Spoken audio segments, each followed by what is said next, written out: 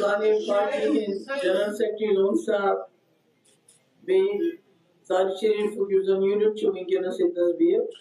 खासकर मुश्ताक साहब यमो आज सन पार्टी ज्वाइन कर मैं इनका पार्टी में इस्तेमाल करती हूँ और मुझे खुशी है कि आज जो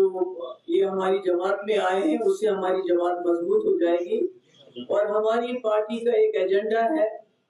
एक कमिटमेंट है लोगों के साथ। तो मुझे उम्मीद है कि ये उस कमिटमेंट के साथ, उस कन्विक्शन के साथ पार्टी के साथ चलेंगे और इंशाल्लाह जो इनको वर्करों की फिक्र है तजमें फिक्र होगा वर्कर छो मेरे वालिद मुफ्ती साहब कहते थे तो जहाँ वर्कर छो मैंने उछुन दाश मेरी आंखी खुली है तो ये वर्कर या सॉरी वो है पकनावा इंसान जो है चलान न हो ये पका जिंदाबाद करा बाकी अल्लाह ताला पूरे मकाम पर शुरुआत ना हो अच्छी चीज जैसा इग्नोर मगर कोशिश हमारी यही रहती है कि अगर इस वर्कर्स की या कोई तो देखने से अपनी इज्जत दे तो ऐसे मुश्किल की ये दफ्तर चुप गई मैं वासम सुआद दफ्तर ये प्रेसिडेंट निश बिला झिझक कोई भी आम वर्कर आके बैठता है मेरे सामने चाय का कॉफी पीता है बाकी चीजें भी करते हैं इसलिए हमारी पार्टी में वर्कर की बहुत इज्जत है इसलिए इज्जत तो ऐसी ज्यादा वर्कर आए इंशाल्लाह के मंदिर पर इज्जत खासकर लोन साहब बड़े शरीफ और नफ्स इंसान है ये कहते हैं कि मस्त रहते तो कुछ बे तो है अगले इस्तेमाल कर विश्ववानु ये चुविंगनस हिजब मामूल पार्टी द्रामस बे लड़ने ऐसी सरकार बनाई वो कहते हैं हमने सरकार बनाई और 47 से लेकर आज तक उन्होंने इलेक्शन जो लड़े हैं सिर्फ सरकार बनाने के लिए लड़े इसके अलावा कोई मकसद नहीं होता है कोई मुद्दा नहीं होता है अलायंस का वो भी इसीलिए होता है कि हम सरकार बनाएंगे आप कितनी मिनिस्ट्रियां लोगे हम कितनी आपकी सीटों पे कितने लड़ोगे और मुझे ताज्जुब है ये वो जमात है जिन्होंने 1947 से लेके 2002 तक 60, 70, 75 सीटें हासिल की हैं और जब हम इनकी कारकर्दगी देखते हैं तो उसमें जो 16 सीटों पे पीडीपी ने सरकार बनाई और इनकी 60 सीटों की जो सरकार है तो वहां मुफ्ती मोहम्मद सईद साहब की कारकर्दगी इन पे बहुत भारी पड़ती है और ये भी मुझे इसका भी एहसास है कि जब इनको लगता है कि इनकी सरकार नहीं बन सकती है और लोगों ने वोट भी दिए हैं मुझे इसका भी मैं इसको भी एग्री करती हूँ 1947 से लेके इन्होंने 2002 तक तमाम इलेक्शन में इन्होंने सरकार बनाई कैसे बनाई क्या बनाई एक इलेक्शन में इनको लगा कि लोग कहीं 87 में किसी और जमात को वोट ना देंगे और आपने देखा क्या किया लोगों ने उसको दांगलियां ऐसी की कि आज तक जम्मू कश्मीर से बंदूक बाहर नहीं जा रही हमारे कब्रिस्तान हमारे यतीम हमारी बेवाएं उनकी तादाद इतनी हो गई है कि गिनना मुश्किल हो गया तो पीडीपी एक एजेंडे के लिए निकली है एक एजेंडे के लिए इलेक्शन लड़ना चाहती है सरकार तो हमने 16 पे बनाई और इंशाल्लाह इस वक्त भी जो सरकार बनेगी वो पीडीपी के बगैर नहीं बनेगी मगर हम सरकार बनाने में कम और एजेंडे पे हमारा ज्यादा जोर रहता है हमने कांग्रेस के साथ सरकार बनाई हमारा एजेंडा था कोटा खत्म करना टास्क फोर्स खत्म करना मसले कश्मीर के हवाले से बातचीत करना हमने बीजेपी के साथ सरकार बनाई सरकार के साथ हमारा उस वक्त एजेंडा था बाज़ाब्ता 370 नहीं छेड़ना बातचीत करना और मैं जानना चाहती हूँ क्योंकि नेशनल कॉन्फ्रेंस हमेशा इल्जाम लगाती है कि पीडीपी ने बीजेपी के साथ किया मैं उमर साहब से पूछना चाहती हूँ जब आप बीजेपी सरकार में वजीर बने आपकी कारकर्दगी उन 5 सालों में क्या रही आपने पोटा नहीं बना था तो आपने यहाँ उसको लागू कर दिया शातू जो हमारे गरीब हमारी माएं हमारी बहनें घरों में काटती थी शातू उस पे बैन लगाई जब आप कॉमर्स मिनिस्टर थे जब आप फॉरेन अफेयर मिनिस्टर थे एक्सटर्नल अफेयर मिनिस्टर थे तो आप पूरी दुनिया में जाते थे जम्मू कश्मीर का कोई मसला ही नहीं है अगर आप दूसरे कश्मीर को बमबारी करोगे पाकिस्तान को इसको बमबारी करोगे तो सारे मसले हल हो जाएंगे ये उनकी उस वक्त बातचीत होती थी जब वो बीजेपी के साथ थे जब हमने बीजेपी सरकार के साथ हाथ मिलाया तो 12,000 नौजवानों की एफआईआर मैंने वापस ली आपने देखा होगा کہ اگر آج کسی ملازم کے اوپر الزام لگتا ہے, ایف آئی آر نہیں ہوتی ہے, صرف الزام لگایا جاتا ہے کہ آپ صفت حیدر ہو, آپ ہمدرد ہو ملیٹنٹ ہو, کہ اس کو نوکری سے نکالا جاتا ہے. میں نے 12,000 نوجوانوں کے خلاف ایف آئی آر لی, جن کے خلاف زیادہ سے زیادہ F I R national conference کی سرکار میں لگے تھے. میں نے پورے ہندوستان سے,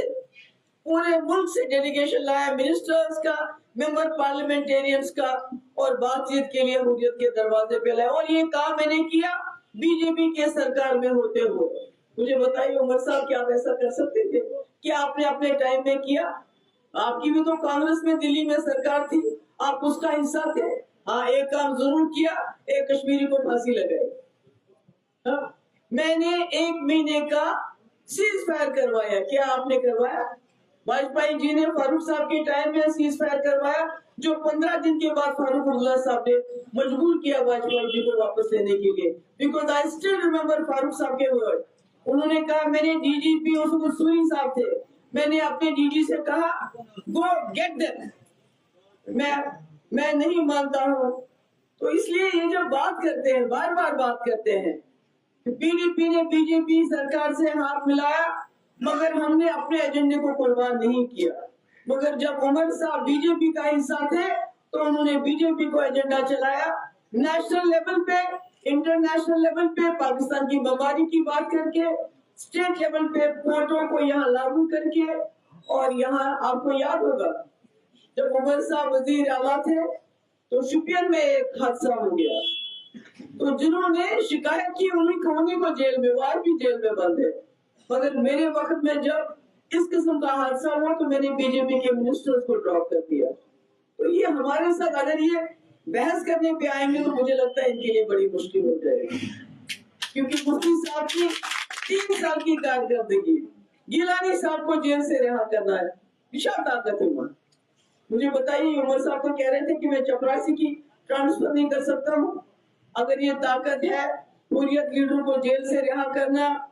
بی جے پی کی بات چیت کروانا سیپریٹسٹ کے ساتھ, ایل کے اڈوانی جیسے, تو وہ پی ڈی پی کروا سکتی ہے اور کوئی نہیں کروا سکتا ہے. یہ نیشنل کانفرنس صرف اپنے مفاد کے لیے سرکار بنانا چاہتی ہے. جب سرکار بنتی ہے کہتے ہیں ہندوستان زندہ باد,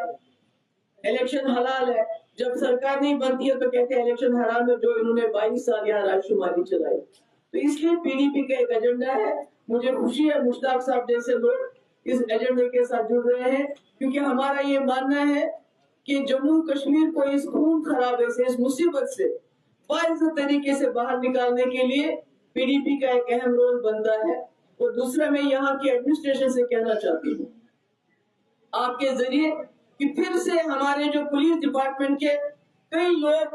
ایکٹیو ہو گئے, او جی ڈبلیو کے نام سے لوگوں کو ہراساں کرنا شروع کر دیا, ان کو اریسٹ کرنا شروع کر دیا. آپ کو یاد ہوگا پچھلے الیکشن میں بھی کئی لوگوں کو گرفتار کیا گیا الیکشن کے وقت, الیکشن سے 10 دن 15 دن پہلے. تو میری ایل جی صاحب سے گزارش ہے, آپ کہتے ہیں یہاں فری اینڈ فیئر الیکشن ہوں گے, تو اپنے جو آپ کے ایس پیز ہیں, ان کے انڈر جو ایس ایچ اوز ہیں جنہوں نے لوگوں کو ہراساں کرنا شروع کر دیا ہے, تھانوں میں بلانا شروع کر دیا ہے, مہربانی کر کے ان کو بتائیے کہ یہ اس ایکٹیویٹی کو روک دے اور ہمارے اور عام لوگوں کو ہراساں کرنا بند کر دے. تو میری یہی بات آپ سے کہنے کی بہت بہت شکریہ. 2 ایشوز بڑے اجاگر ہو رہے ہیں, اس میں رام مادھو کو پھر سے پی ڈی پی کے ساتھ جوڑا جاتا ہے. ساتھ میں یہی دیویندر سنگھ رانا جو کل انہوں نے اسٹیٹمنٹ دیا ہے کہ عمر صاحب نے 2014 میں بی جے پی کے ساتھ ہاتھ ملانے کے لیے کئی کوششیں کی ہے. دونوں کوشچنز کا آپ جواب. دیکھیے, سب سے پہلی بات یہ ہے کہ جب رام مادھو اور ہماری بات چیت چل رہی تھی مرکزی سرکار کے ساتھ, بی جے پی کے ساتھ نہیں, تو وہ سب جانتے تھے, کھل کے کیا ہم نے, اور ہم نے اپنا ایک ایجنڈا لایا اور اس ایجنڈے کو امپلیمنٹ کیا. تو ہم عمر صاحب کی طرح چپ کے یہ تو دیویندر رینا جی تو آپ کہہ رہے ہیں, مگر آزاد صاحب نے تو کہا یہ رات کو جا کے مل کے آتے ہیں ان سے. ہم کوئی چیز چپ کے نہیں کرتے ہیں. رام مادھو آئے ہوں گے,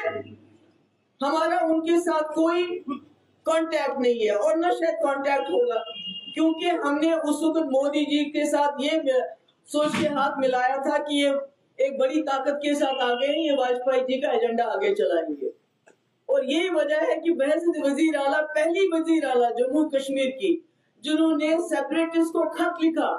کہ آپ بات چیت کی دعوت دی میں نے ان کو. مجھے بتائیے کون وزیر اعلیٰ کر سکتا ہے؟ باقی دیویندر رینا ان کے دوست ہیں, واقف ہیں ان کے. جب وہ کہتے ہیں کہ 2014 میں خود عمر صاحب امت شاہ جی سے ملنے گئے کہ ہم بلا شرط و شروط آپ کے ساتھ سرکار بنانا چاہتے ہیں. ہم تو جو کام کرتے ہیں ڈنکے کی چوٹ پہ کرتے ہیں, دن دہاڑے کرتے ہیں اور بتا کے کرتے ہیں. ہم کوئی چھپ کے کوئی کام نہیں کرتے. اگر ضرورت پڑی کیا بی جے پی کے ساتھ آپ کی الائنس؟ قطعی نہیں. میں نے کہا کہ ہم نے بی جے پی کے ساتھ جموں کشمیر کے مسئلے کے حل کے لیے ہاتھ ملایا تھا کہ اگر مفتی صاحب کو وزیر اعلیٰ بننا ہوتا تو وہ کانگریس کے ساتھ مل کے بھی بن سکتے تھے. تو ہمارا ایجنڈا تھا ریزولوشن, جس کے لیے آپ کو یاد ہوگا کہ اشوک جیٹلی بھی یہاں آئے بات چیت کے لیے, رام ولاس پاسوان آئے, ہوم منسٹر آیا, مگر حریت والوں نے دروازے نہیں کھولے تو میں کیا کروں. تو آج تو کوئی گنجائش ہی نہیں لگ رہی ہے کہ خدا نہ خواستہ جو ہمیں یہ خیال تھا کہ واجپئی جی کی بات کو آگے چلائیں گے, آج تو جس طرح تتر پتر کر دیا بی جے پی نے. اگر ہم دیکھیں اس میں آ رہے پی ڈی پی پہ